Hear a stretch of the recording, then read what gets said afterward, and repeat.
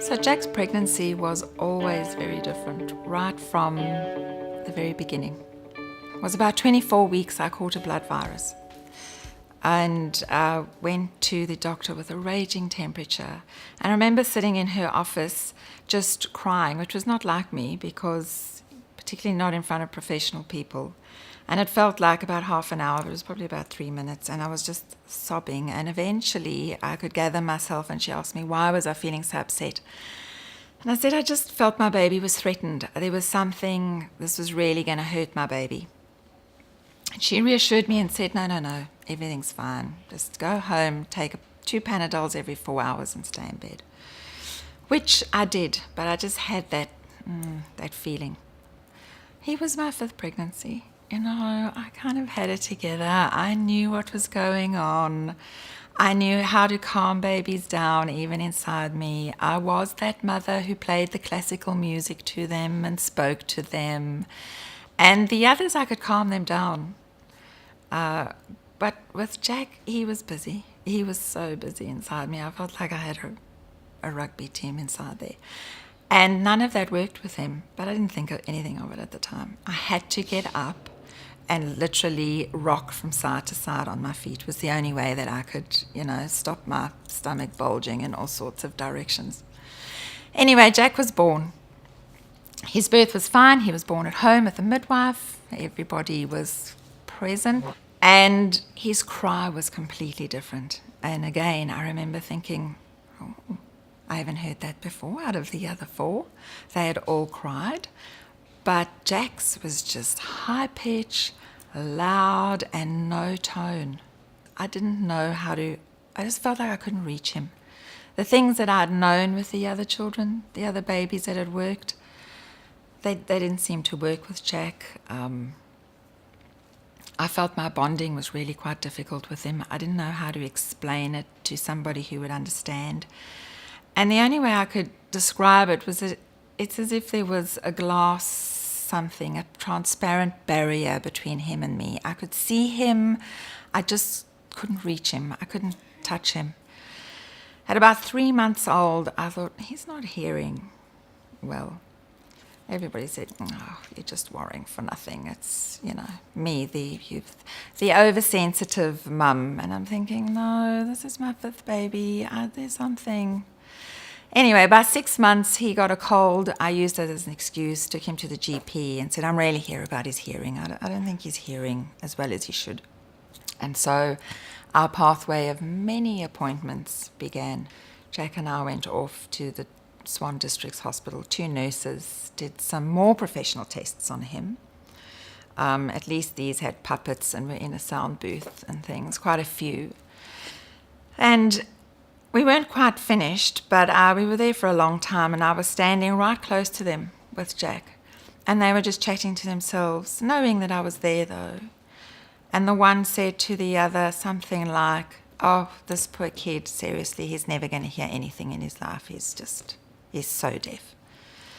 And that's how I discovered or found out that Jack was deaf, which is not, I'd thought, hearing loss, but I hadn't expected deaf. And it was as if cold water had my whole body just went cold, actually. My heart started racing. And so this sudden journey, we were heading down this path, and our life just went in the opposite, unexpected direction, as it does. But in that moment of understanding, he can't hear, all those things that I've talked about suddenly made sense to me. Oh, that's why my voice didn't calm him down. Oh, that's why I haven't been able to make that connection.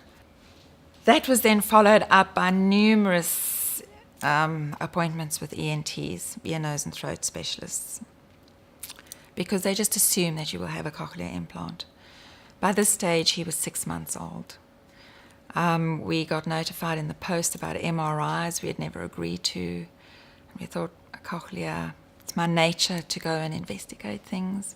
I have a degree in English language and linguistics. I knew language. Language is the thing he needs, not necessarily speech. They're completely different things.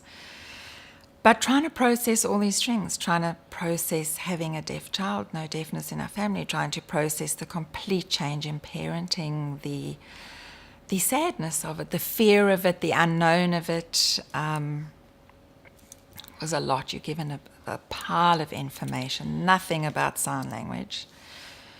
And it just seemed to me that the pros and the cons, I had no peace with it at all. And if I turned to my spiritual life, I prayed a lot about it, and just there was nothing about a cochlea that I thought. Whereas when I looked at sign language or language, there was the guarantee. If he is taught a first language, which is every child's right, he will have a language. This will be different to mine, but I didn't, that was the path. So we said, no, there's no cochlear implant. When I went into the hospital for his final checkup, the ENT, it was just me and Jack and Titus.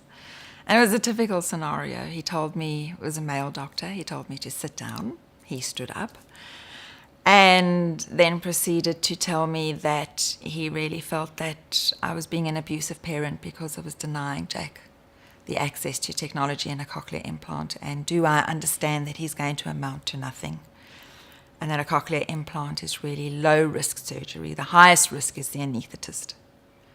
And yet I'm still making this decision. And I said, yes, we are, because he needs a language, not just speech, and I'm not prepared to go this route. And I left there in tears and quite shaken by that whole experience. So we went home, and I just started doing things more visually. I've raised his 4 siblings before him on the bench top in the kitchen. Same as Jack. Lots of pointing. I learned some Makaton or keyword signs to point out things to him. His very first sign that he actually signed was very cute, and it was duck. We were walking around the park, and it's duck, and that was his first sign that I taught him. And when he did that, and he did it quite quickly, it was honestly, it was almost it was a happier moment than that first word. And then at about 18 months, we ran into trouble because I had how do you explain abstract time to him? And again, I thought, I can't get through this barrier. I don't know how to tell him in an hour's time we're going, or even about love. I can show him that I love him, but I don't know how to tell him that I love him. I don't know, all those abstract things. As a Christian family, we prayed and said grace, and I didn't know how to go into the concept of God with him. You can't see, you can't point, there's God. So playgroup was, really, really, really good. I can't emphasize how much that changed. And Jack just was a sponge. And I fell in love with the language. Then watching people sign, watching them tell their stories, the facial expressions, the everything. And quite frankly, I came to the conclusion that hearing people are quite boring. We just talk. We're not apt to great emotion. Whereas when you see deaf people signing, you know, everything's out there. I really fell in love with the language. I think for me, the emotional impact of deafness is ongoing, and it catches me at strange times watching him. It's very isolating, the language issue, and it's a very lonely thing to have, and it's an invisible. I don't even want to call it a disability, because I don't really believe it's a disability. It's just an inability, rather. But Jack will often, if we're visiting friends and things, there's only so much interpreting that you can do in a normal conversation, and every time Jack will land up wandering off on his own because he can't access the conversation. Same thing at school as he's gotten older. It's a lonely thing, actually, and that as a mum to watch that, I find it really difficult. And it's hard because I see that loneliness, I see that rejection. And at home he's frustrated a lot by it as well, even though we try, and I can understand that. It must be difficult not having access. And I had a taste of it way back when he was little. We went to a program called LEAP, which is Language Early Acquisition Program, which was run by the Deaf Society. a lovely deaf woman, Jen, got the deaf children together, and the mums would go for coffee. So I was the only hearing mum with 4 or 5 deaf mums, who are all great friends of mine now. But I had no idea what they were talking about in those coffee sessions in the beginning, and I learned more and more and more. We went every week. But I remember sitting there thinking, this is really difficult. I'm trying to guess what they're saying. I found it mentally quite draining. I would often feel stupid because I hadn't grasped the conversation. And it made me realize this is my life for an hour once a week. This is their life for the 23 hours of the rest of the week for a lot of them, in this world where you constantly see people talking, but you don't know what they're talking about. When Jake was about 9, he really wanted a cochlear, and he asked us for about a year because 2 of his best deaf friends had got cochlears. And we had to answer the question of, if Jake asked us at 18, why didn't you ever give technology a chance? Why didn't you let me try? Maybe, it would have worked. What would we say? So we thought, well, it's just another tool to help him through the world.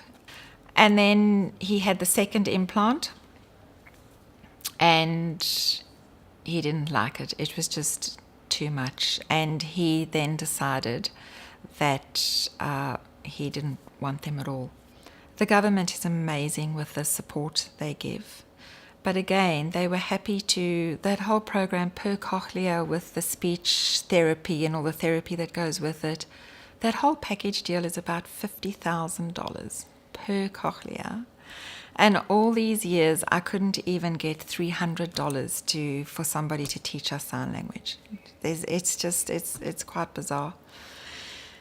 But when we went to PMH, and I felt it was really important for Jack to give his feedback, and I was really proud of him, actually, that he could process and understand. But what he told them was that when he has his cochlear, he doesn't want his cochlear, not because it doesn't give him access to sound, because there was nothing wrong with the technology, and it did exactly what it's designed to do, which is amazing. It gave a very deaf person access into conversation if the room's quiet and the people are looking at you, all those things. But it did.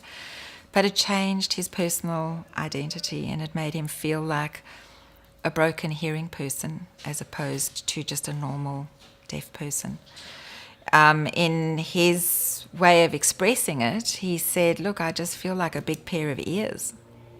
So the cochlears are aside. Jake has now gone into high school at Shenton College for Deaf Education. I wouldn't love to actually meet that ENT again, but we have proved him wrong, because you can never fail with a language. And Jake is a confident, happy, deaf child. Young man in year 7 now. It's been exhausting, it's been amazing, it's been exhilarating, it's been heartbreaking. But at the end of the day, I wouldn't change anything, and I would never regret it, because I think after all that we've given Jack with the fighting for access and the constant advocacy and trying to give him access to the world and the support that he needs, he has made us as a family, and me as a person, as a mother, as a woman, more compassionate, more empathic, more understanding. I've had to face prejudices that I didn't even know were there. Essentially, my son was the very first deaf person that I'd really met properly, which is quite an experience in itself. We live and learn. That's how we go.